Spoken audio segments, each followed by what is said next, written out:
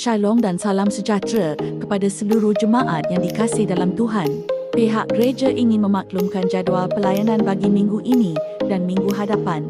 Mohon kerjasama semua jemaat untuk memberikan tumpuan ke skrin di hadapan. Sambutan Hari Bapa akan diadakan minggu hadapan pada 21 Jun 2026 Ahad. Kebaktian khas etnik akan diadakan pada 28 Jun 2026 Ahad.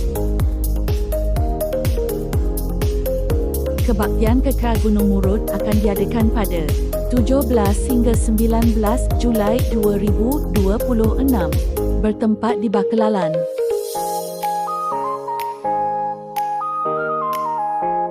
Jadual kebaktian pelayanan kaum bapa yang diadakan pada setiap hari Ahad pada jam 2 petang.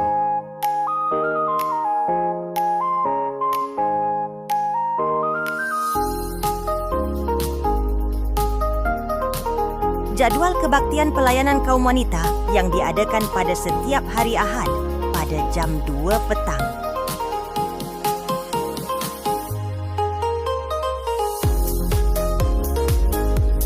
Jadual pelayanan pemuda pemudi yang diadakan pada setiap hari Jumaat pada jam 7.30.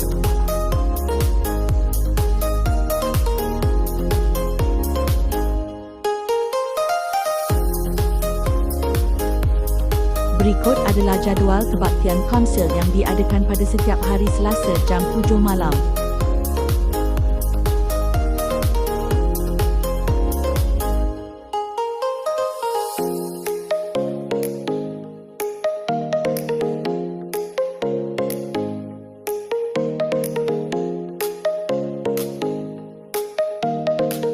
Jadual kebaktian doa umum pada setiap hari Rabu jam 7.30 malam.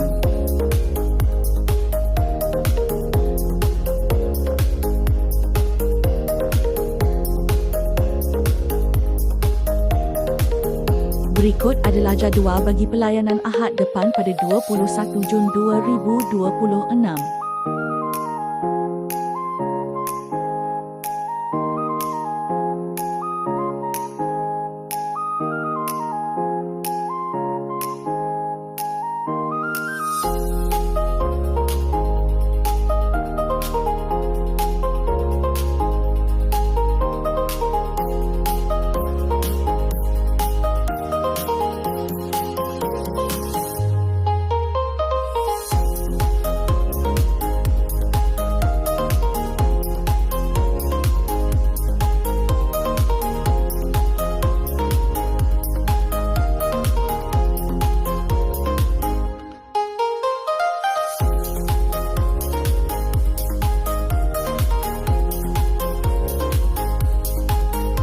Terima kasih untuk perhatian semua jemaat.